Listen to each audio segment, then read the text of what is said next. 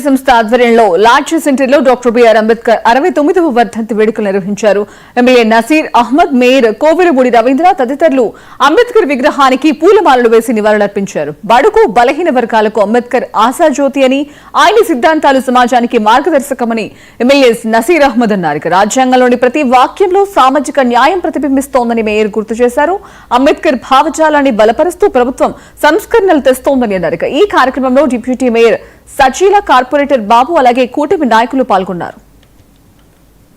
బడుగు బలహీన వర్గాల ఆశాజ్యోతిగా ఉన్నటువంటి డాక్టర్ భీమ్రావ్ అంబేద్కర్ గారి వర్ధంతిని పురస్కరించుకొని దేశంలో ఉన్నటువంటి అన్ని వర్గాల ప్రజలు ఈరోజు సమానత్వం కోరుకునేటువంటి ప్రతి ఒక్కరూ కూడా ఆయన స్మరించుకోవాల్సినటువంటి అవసరం ఉంది. భారత రాజ్యాంగానికి రూపకర్తగా ఉన్నటువంటి అంబేద్కర్ గారు ఆనాడు బ్రిటిష్ వారిని ధైర్యంగా ఎదుర్కోవడమే కాకుండా ఈ దేశంలో సమానత్వాన్ని పాటించాలి, కులాలు, వర్గాలు, ప్రాంతాలకు అతీతంగా ప్రతి ఒక్కరు కూడా కలిసిమెలిసి బ్రతకాలనేటువంటి ఆలోచనతో ఆయన నిర్మించినటువంటి రాజ్యాంగం.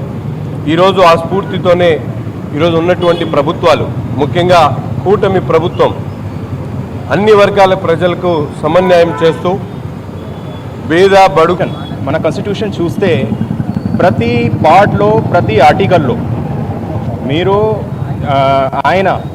అతను పర్సనల్ కంట్రిబ్యూషన్ ఇచ్చారు. ఎస్పెషలీ సోషల్ జస్టిస్ ఒక కన్సెప్ట్ చూస్తే he gave his contribution for this social justice concept కోసం. సో ఇప్పుడు యాజ్ ఏ గవర్నమెంట్ సర్వెంట్ మన మీద కొంచెం ఎక్కువ బాధ్యత ఉంది.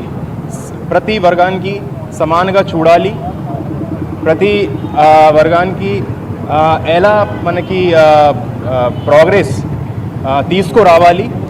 సో